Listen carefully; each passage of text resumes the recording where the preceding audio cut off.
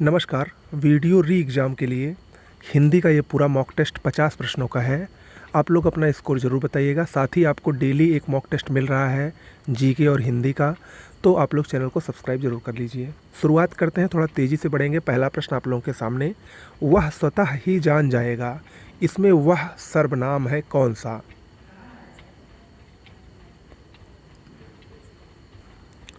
इसमें वह जो है ये निजवाचक सर्वनाम है, ऑप्शन बी सही होगा। अगला है, जब कोई सरकारी पत्र, कार्यालय ज्ञाप या ज्ञापन एक साथ अनेक प्रेषितियों को भेजा जा रहा हो तो उसे क्या कहा जाता है? देखिए, ये भी पत्र का एक प्रकार होता है जिसको परिपत्र कहते हैं, इंग्लिश में सर्कुलर कहते हैं। यानी ये पत्र एक साथ कई लोगों को भेजा जा सकता है। ठीक है। महावीर प्रसाद द्विवेदी ने आदिकाल को क्या संज्ञा दी है? देखिए, आदिकाल को बहुत सारे नामों से जाना जाता है, तो महावीर प्रसाद द्विवेदी ने आदिकाल को बीज वपन काल कहा था। ऑप्शन डी इसमें सही होगा, बीज वपन काल। जबकि राम कुमार वर्मा और जॉर्ज ग्रियर्सन ने आदिकाल को चारण काल कहा था। हजारी प्रसाद द्विवेदी ने आदिकाल को आदिकाल कहा था, और विश्वनाथ प्रसाद मिश्र ने आदिकाल को वीर काल कहा था, वीर गाथा काल कहा था। ठीक है, तो ये सब जरूर याद रखिएगा। हालांकि इसको मैं आपको करवा दूंगा एक वीडियो में। अगला है, दिए गए शब्दों में नित्य एक वचन में प्रयोग होने वाला कौन सा शब्द नहीं है?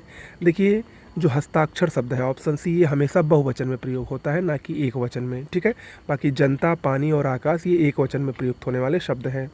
अगला है, हिंदी स्वरों का वर्गीकरण जब जीभ के भाग के आधार पर किया जाता है तो निम्न में कौन सा भेद इसके अंतर्गत नहीं आता है? इसमें देखिए, अगर जीभ के भाग के आधार पर देखें तो स्वर जो है वो 3 प्रकार के होते हैं। अग्र स्वर जो अग्र जीभ से बोले जाते हैं, पश्च स्वर जो पिछली जीभ से, और मध्य स्वर जो जीभ के मध्य भाग से बोले जाते हैं। तो इसमें जो विवृत स्वर है वो इसके अंतर्गत नहीं आता है। अब अगर हम बात करें कि विवृत स्वर किसके आधार पर आता है, तो ये जो मुख के खुलने की स्थिति के आधार पर जो स्वर के 4 भेद होते हैं उसमें विवृत, अर्धविवृत, अर्धसंवृत और संवृत स्वर आते हैं। ठीक है। अगला है, निम्नलिखित में से कौन सा शब्द वर्तनी की दृष्टि से गलत है? इसमें आँख, ये गलत लिखा गया है। आँख को शुद्ध लिखा जाता है ऐसे। बाकी गांधी, पांचवा और बांस ये सब सही है।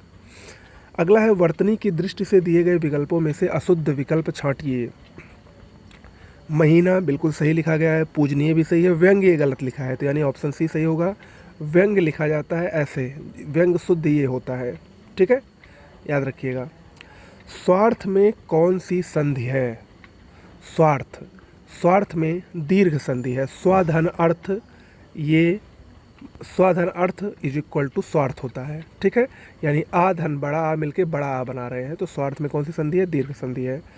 पावन, पावन का संधि विच्छेद निम्नलिखित में से कौन सा है? सोच के बताइए। देखिए, पावन का संधि विच्छेद पवधन अन होता है। ऑप्शन ए इसमें सही है, और इसमें अयाद संधि है। भीष्म पितामह ने आजीवन शादी न करने का प्रण लिया था। रेखांकित शब्द का समास क्या होगा? ये जो आजीवन है इसमें अव्ययी भाव समास है। ऑप्शन ए सही होगा, अव्ययी भाव।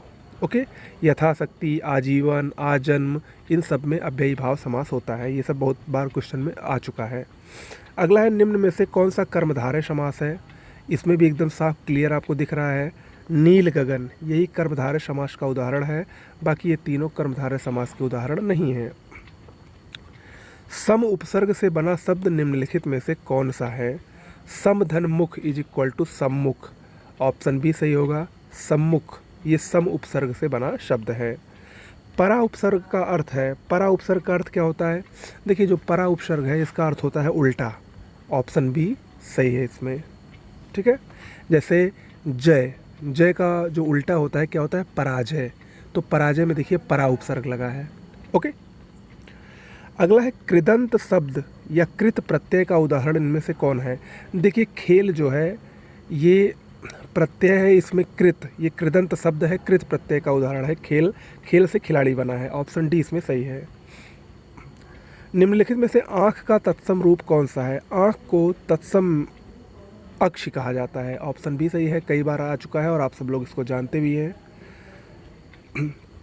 अगला प्रश्न है, विसर्ग का प्रयोग किन शब्दों में नहीं होता है? विसर्ग का प्रयोग तद्भव शब्दों में नहीं होता है। तद्भव मतलब जो हिंदी के शब्द होते हैं, खासतौर जो घरेलू शब्द होते हैं उनमें देखिए विसर्ग का प्रयोग कभी नहीं होगा। तत्सम शब्दों में, शंकर शब्दों में भी कुछ हद तक विसर्ग का प्रयोग होता है, लेकिन तद्भव में नहीं होता है, तो ऑप्शन ए इसमें सही है। देखिए थोड़ी सी तबीयत बहुत कम अच्छी है, लेकिन चूंकि आप लोगों को डेली वीडियोस करवाना है तो इसीलिए मैं कर रहा हूँ, इसीलिए मैं बार बार कह रहा हूँ, आप लोग का सपोर्ट चाहिए। सपोर्ट करें, इससे हम थोड़ा और मोटिवेट होंगे और आपके लिए अच्छे अच्छे वीडियो लाते रहेंगे। अगला है चौथा का तत्सम शब्द है। चौथा का तत्सम चतुर्थ होता है, ऑप्शन डी इसमें सही है। अगला है निम्नलिखित में से धूम्र का तद्भव शब्द कौन सा है। धूम्र धुआं को कहते हैं, धूम्र तत्सम है और धुआं इसका तद्भव है। अगला है व्युत्पत्ति के आधार पर शब्द के कितने भेद होते हैं। व्युत्पत्ति के आधार पर अगर देखें तो शब्द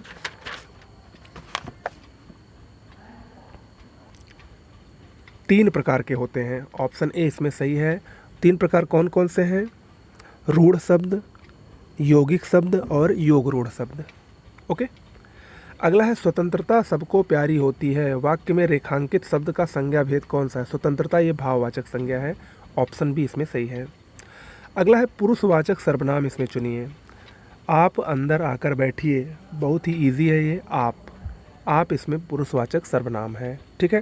देखिए पुरुषवाचक सर्वनाम के भी तीन भेद होते हैं, उत्तम पुरुष, मध्यम पुरुष और अन्य पुरुष। तो ये जो आप है ये मध्यम पुरुष सर्वनाम है। ओके। अगला है क्रिया चुनिए। मेरी बहन सविता हिंदी भाषा सीखती है, इसमें क्रिया क्या है? सीखना, यानी जो सीखती है ये क्रिया है, ऑप्शन सी इसमें सही होगा। अगला प्रश्न है आहा आप आ गए, इस वाक्य में आहा शब्द क्या है? आहा शब्द इसमें अव्यय है, और अव्यय के कई सारे प्रकार होते हैं, उसमें एक प्रकार होता है विस्मयादि बोधक अव्यय, तो ये वही है, विस्मयादि बोधक अव्यय का उदाहरण है।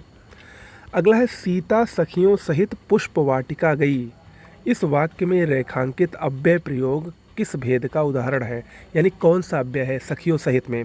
तो सखियों सहित में संबंध बोधक अव्यय है, ठीक है, ऑप्शन सी इसमें सही होगा। अगला है कौन सा शब्द अनीक का पर्यायवाची है? अनीक, अनीक का पर्यायवाची क्या होता है, सोच के बताइए। देखिए अनीक होता है ये सेना का पर्यायवाची है, ऑप्शन बी इसमें सही है।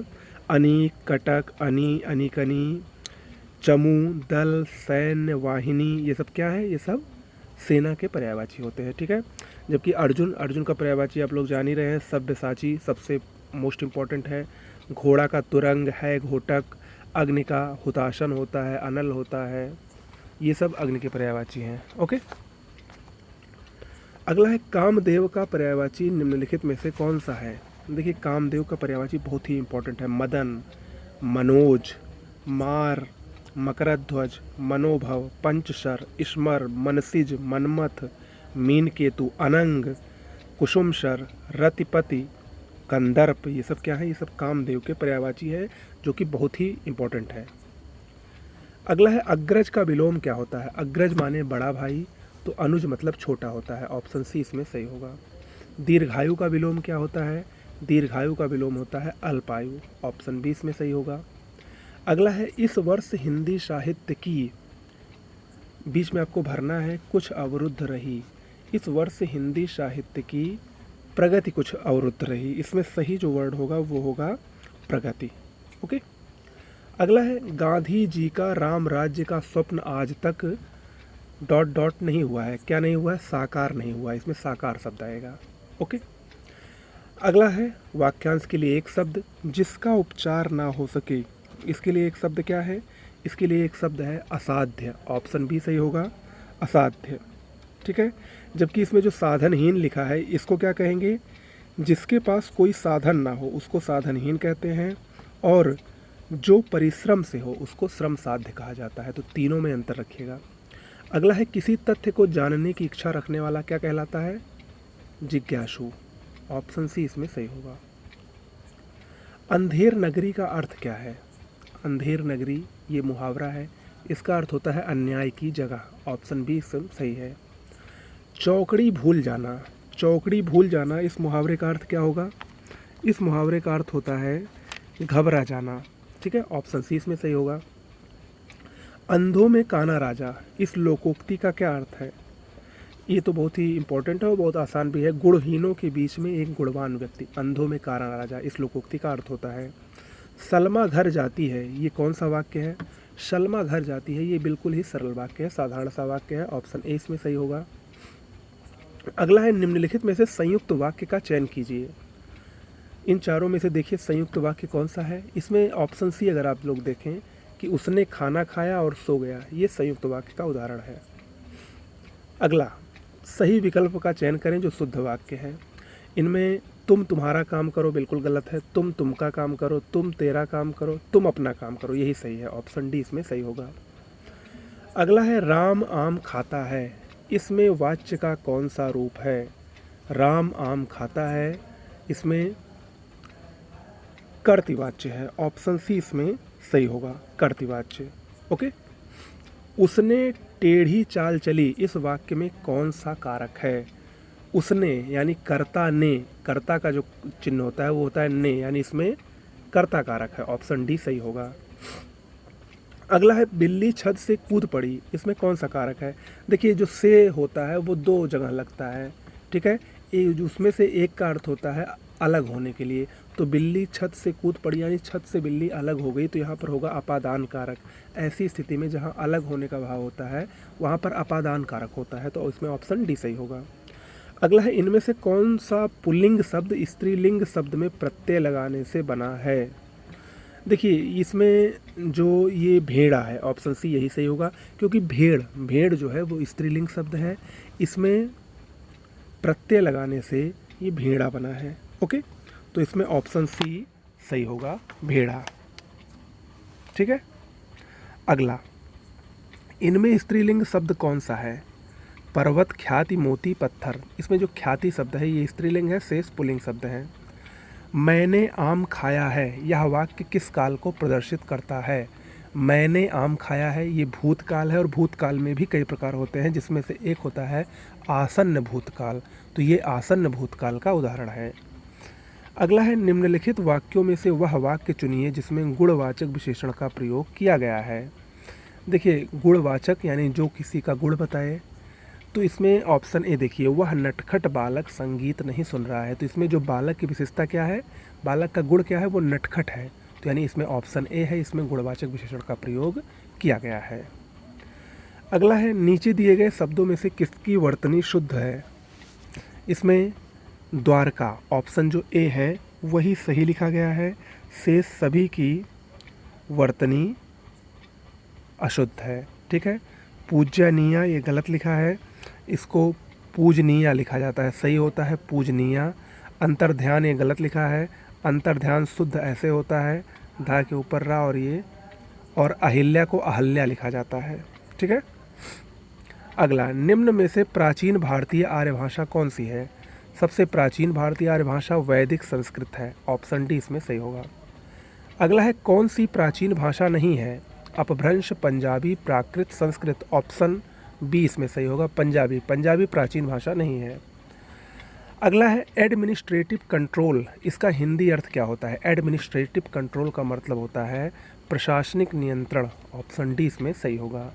और अंतिम प्रश्न है, यदि हिंदी प्रश्नवाचक वाक्य का उत्तर हाँ या ना में दिया जा सके तो उसका अंग्रेजी अनुवाद करते समय वाक्य को शुरू किया जाता है ऑक्सिलरी वर्ब से, ऑप्शन बी इसमें सही होगा, ऑक्सिलरी वर्ब। ठीक है। तो आज के लिए इतना ही। कितना सही हुआ कमेंट बॉक्स में लिखकर जरूर बताइए। अभी आपको बहुत सारे टेस्ट मिलेंगे और धीरे धीरे टेस्ट की जो प्रकृति है वो सरल से कठिन की तरफ बढ़ती जाएगी, तो आपको हर टाइप के प्रश्न मैं करवाऊंगा, चाहे वो जीके जीएस का हो या फिर सामान्य हिंदी का हो। ओके, नमस्कार।